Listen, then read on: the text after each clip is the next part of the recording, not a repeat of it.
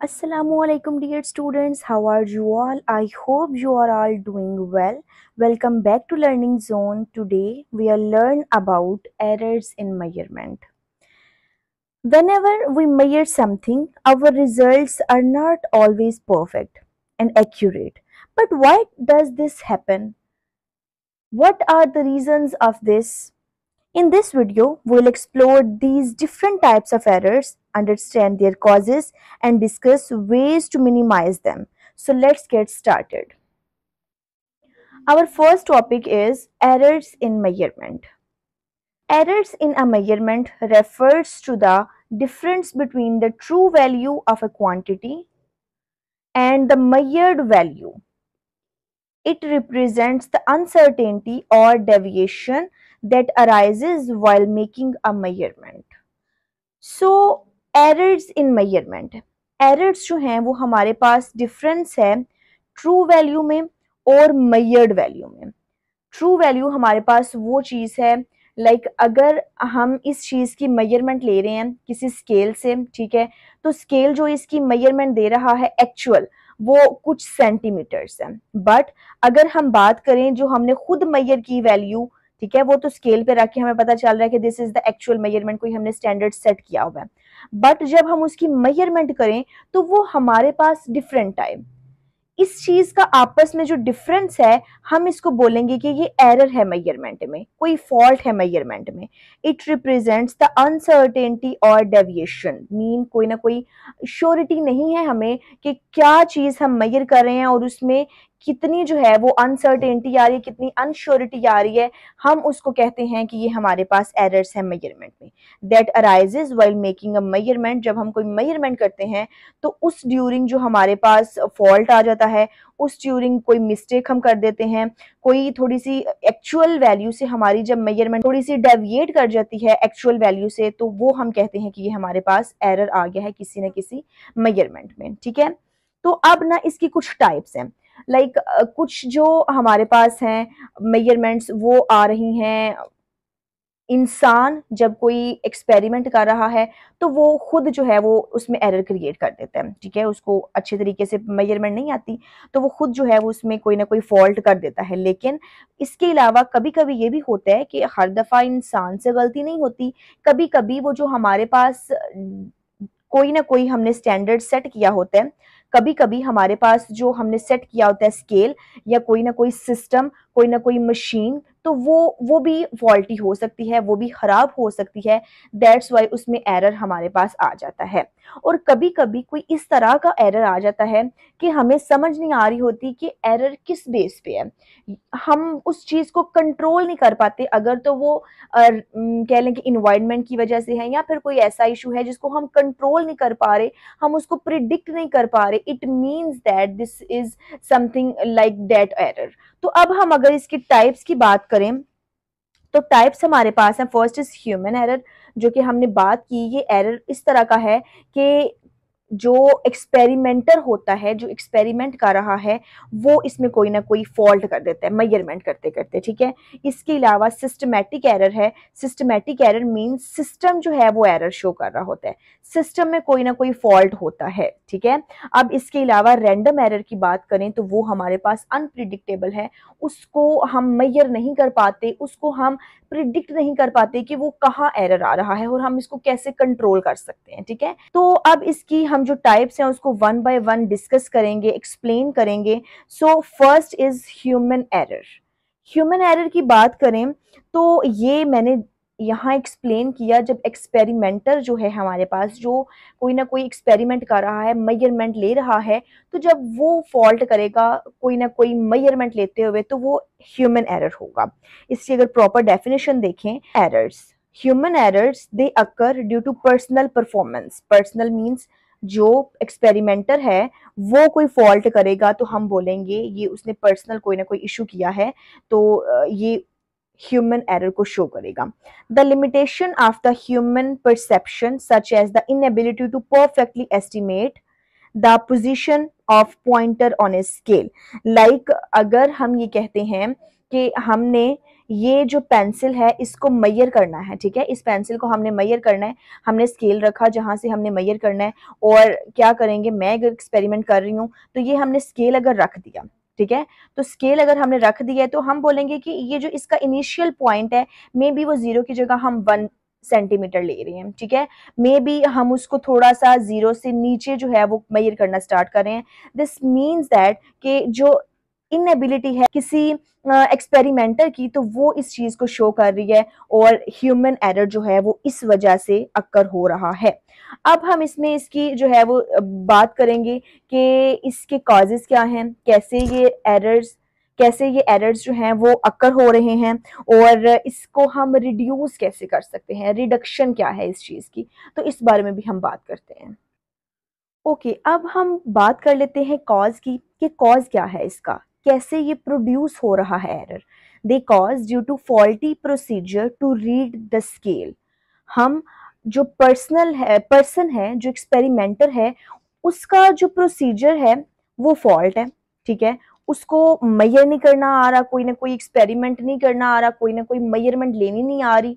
Means जो experimenter है, जो ह्यूमन है, वो इसमें इशू लेके आ रहा है, और दैट्स वाई जो हमारे पास एरर है वो अक्कर हो रहा है, तो हम उसको बोलेंगे this is the human error. To read the scale, जो रीडिंग है स्केल की वही उसको करनी नहीं आ रही। जैसे कि मैंने ये चीज कही, जब वो इसको मेजर करेगा स्केल के साथ, तो मे बी हम उसके पास जो है वो 0 का फैक्टर यहाँ से शुरू हो रहा है, 0 सेंटीमीटर का, बट वो स्टार्ट यहाँ से कर दे उसको मेजर करना, मे बी वो यहाँ से स्टार्ट कर दे मेजर करना। इट मीन्स दैट कि जो इशू है वो एक्सपेरिमेंटर लेके आ रहा है, जो ह्यूमन है वो लेके आ रहा है, तो हम इसको बोलेंगे कि ये हमारे पास ह्यूमन एरर है। तो अब ह्यूमन एरर भी हमने पढ़ लिया, उसका कॉज भी पढ़ लिया, तो हम इसको रिड्यूस कैसे कर सकते हैं, इस एरर को कम कैसे कर सकते हैं, इसकी रिडक्शन क्या है, सो हम उसको देखते हैं।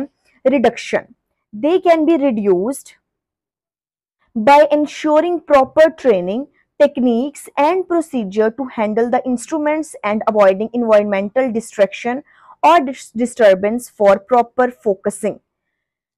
जैसे कि मैंने कहा कि जो ह्यूमन एरर है वो इंसान की वजह से आ रहा है, एक्सपेरिमेंटर की वजह से आ रहा है, तो वो कैसे इस चीज को कवर कर सकते हैं, वो है कि आप रिड्यूस करें किस तरह, बाय इंश्योरिंग प्रॉपर ट्रेनिंग लें। कोई आप मेजरमेंट करने लगे हैं, कोई आप इंस्ट्रूमेंट जो है वो यूज करने लगे हैं, कोई भी आप जो है प्रोसीजर करने लगे हैं, तो आपको प्रॉपर ट्रेनिंग की पहले जरूरत है, आपको वो चीज आनी चाहिए यूज करनी, देन टेक्निक्स आपको आनी चाहिए, and procedure to handle the instrument. Instrument आप अगर वो स्केल यूज कर रहे हैं इसको मेजर करने के लिए, सो आपको उस स्केल की रीडिंग आनी चाहिए कि कैसे हमने वो यूज करना है।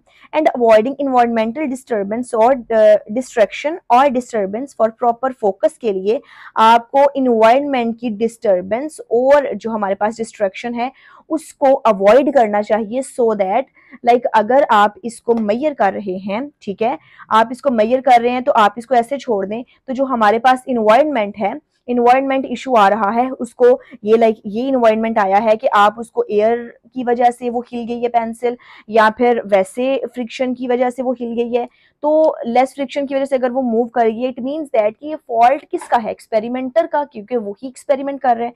सो ये रिड्यूस हम कर सकते हैं प्रॉपर ट्रेनिंग से, बार बार ट्रेनिंग करें, रिपीटेडली आप उसको चीज को परफॉर्म करें, सो दैट नंबर ऑफ जो हमारे पास एरर है उसकी रेशियो कम हो सके। नेक्स्ट हम बात करते हैं systematic errors.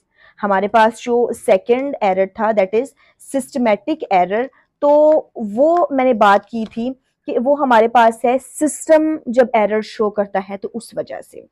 They refer to an effect that influences all measurements of particular measurements equally.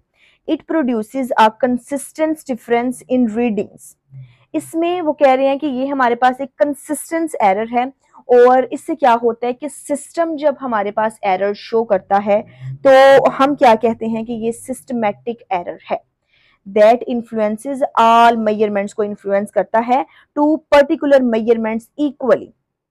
ये चीज है कि इसमें मेजरमेंट्स जो हैं वो डिस्टर्ब होते हैं। अगर हम बात करते हैं क्लॉक की, ठीक है, क्लॉक चल रही है बट क्या हुआ, उसकी बैटरी खत्म हुई, उसके सेल्स खत्म हुए, तो वो वर्क करना छोड़ देगी। It means that this is a systematic error, ठीक है। तो ये हमारे पास सिस्टमेटिक एरर है जब हमारे पास सिस्टम फॉल्ट शो करता है। अब इसके काजेस क्या हैं हमने एक्सप्लेन कर दिया, लेकिन इसमें प्रॉपर आप लिखेंगे it occurs due to zero error of instrument, poor calibration of instrument और इनकरेक्ट मार्किंग। इसमें क्या होता है, अक्सर हमारे पास जो है जैसे कि मैंने कहा आप इस चीज़ को मेजर करेंगे पेंसिल को, ठीक है। आप जब पेंसिल को मेजर करेंगे तो मे बी आप जिस स्केल से उसको मेजर करें उसमें ऑलरेडी जीरो एरर जो है वो प्रेजेंट हो। तो जब जीरो एरर उसमें प्रेजेंट होगा इट मीन्स दैट उसकी जो कैलकुलेशन आएगी, उसकी जो मेजरमेंट आएगी वो आपके पास एक्यूरेट नहीं आएगी, कैलिब्रेशन पुअर होगी और इंस्ट्रूमेंट जो है वो इनकरेक्ट मार्किंग करेगा। तो इट मीन्स दैट हमारे पास सिस्टमेटिक एरर अकर हो जाएगा। इन शॉर्ट सिस्टमेटिक एरर तब अकर होगा जब हमारे पास जो इंस्ट्रूमेंट है, जो हम मेजरमेंट के लिए कोई ना कोई टूल यूज कर रहे हैं, सिस्टम यूज कर रहे हैं, वो जब हमारे पास शो करेगा एरर, फॉल्ट शो करेगा, वो खुद जो है वो उसकी पोर कैलिब्रेशन होगी, इट मीन्स दैट वो हमारे पास क्या है, सिस्टमेटिक एरर है। अब हम सिस्टमेटिक एरर को कैसे रिड्यूस कर सकते हैं, इसकी रिडक्शन कैसे कर सकते हैं? तो रिडक्शन ये है कि this error can be reduced by comparing the instrument, compare करना है हमें instrument with another which is known to be more accurate.